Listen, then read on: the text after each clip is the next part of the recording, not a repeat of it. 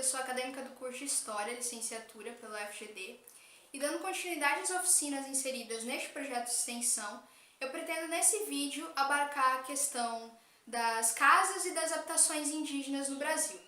Bom, antes de tudo, a gente precisa sempre reafirmar, estabelecer que os nossos olhares, as nossas concepções que partem de não indígenas, elas estão recheadas por estereótipos, por estigmas no que permeiam as histórias e as culturas indígenas do Brasil.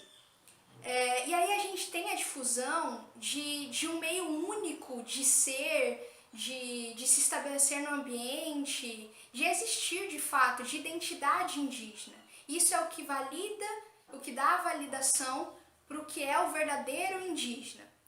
E aí a gente percebe isso desde as nossas infâncias. A gente pega o dia 19 de abril, que é comemorado o Dia do Índio, e aí a gente tem nas escolas as pinturas de rostos, se coloca o cocar na cabeça das crianças, e aí se tem a imagem do que é o indígena. E aí se tem os espaços atribuídos a eles, que são as florestas e dentro delas as ocas. Esse estereótipo está pautado naquela moradia em formato de cabana, construída por base de palha ou sapê, e que organiza ali a aldeia em formato circular. E ela é um tipo de moradia existente, só que esse estereótipo ele provém ali do século XVI. Hans Staden, que era um mercenário germânico contratado pelos portugueses, ele se depara com os povos tupinambás e ele observa esse tipo de moradia, esse tipo de organização de aldeia. E ele a descreve. Só que isso é difundido enquanto um único meio de se habitar. E aí a gente ignora que quando a gente fala em povos indígenas do Brasil, a gente fala em 305 diferentes etnias presentes, segundo o censo de 2010 do IBGE. E aí nesse sentido, as moradias, mais especificamente, as casas, elas dialogam justamente com essas distinções entre as etnias. Então, a casa ali é um espaço onde se tem as primeiras sociabilidades, as primeiras relações com as famílias, onde se difunde ali os ritos, os meios de se exercer as religiosidades, e por isso ela exerce um papel fundamental em como essas etnias irão se organizar.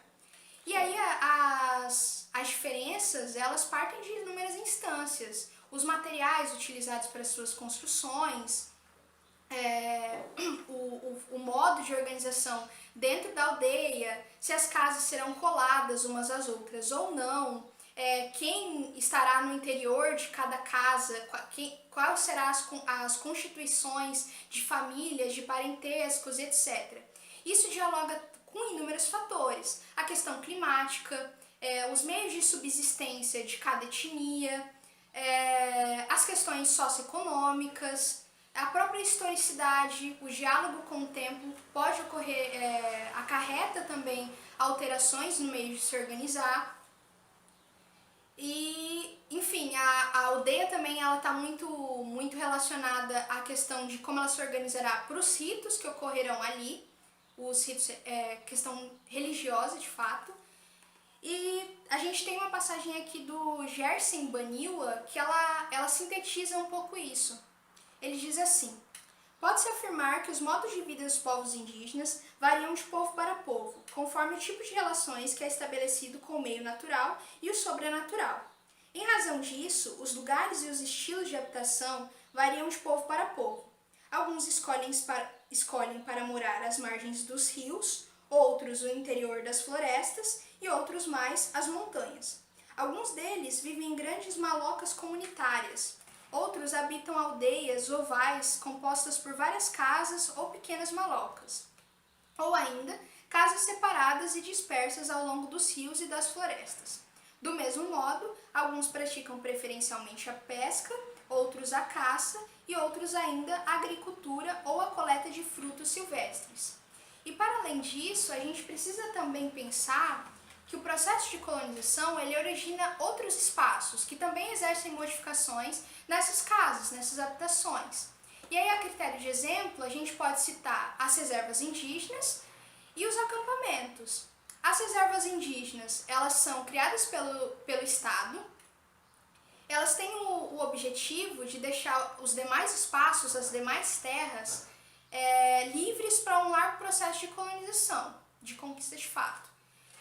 E aí, dentro delas se tem geralmente a mescla de distintas etnias, elas são localizadas, posicionadas de maneira próxima às cidades, e aí não se tem o cuidado, o respeito de propiciar ali um ambiente propício, que respeite as suas particularidades, enfim, e isso consequentemente também com as suas casas.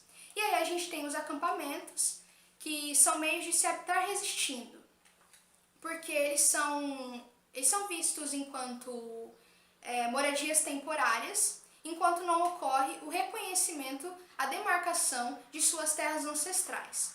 E aí a gente tem inúmeras modalidades. Dentre elas, a de corredor, que são aquelas em beiras de estrada, que a gente é mais fácil de se observar, ou, por exemplo, em áreas periféricas da cidade. E aí a gente tem alguns exemplos com imagens que dá pra gente observar essas distinções em formato, materiais utilizados e etc. E também as inscrições, sobretudo nas casas históricas, que exemplificam a relação que isso tem com os seus modos de vida e etc. E aí aqui a gente tem o único tapuí do tipo nativo, que sobrou em Taquapiri, no centro, troncos escavados para conter cauí, o terreno de dança no primeiro plano, à esquerda, na fogueira, em panelas de ferro, cozinha-se milho para cauí. Aqui a casa de Kaiowá, estilo moderno, com tábuas de bambu, mas ainda com certa influência de tapuí na parede de fundo, que é inclinada e feita toda de sapê. Abóboras estão encostadas para amadurecer.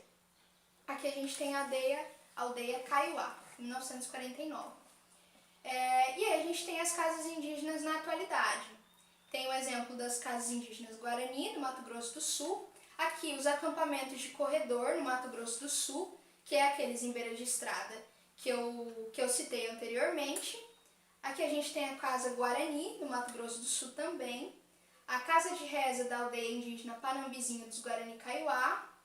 A casa de reza Guarani Kaiowá também, novamente. E a casa de reza Terena, no Mato Grosso do Sul. E aqui, povo gavião Parcategê.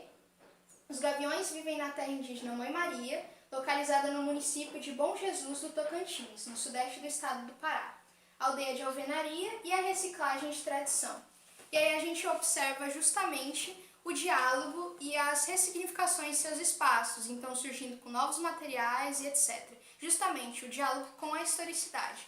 Então, retomando, fazendo uma síntese rapidinho, negar essas diferenças, esses meios distintos de se estabelecer no ambiente, o que impacta também em suas moradias, é negar a pluralidade e a historicidade desses povos. A gente precisa sempre lembrar que não existe uma identidade única.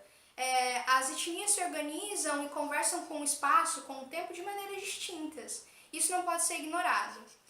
Para além, assistam os demais vídeos desse projeto, mas acima de tudo, ouçam pessoas indígenas, leiam pessoas indígenas. Isso é fundamental.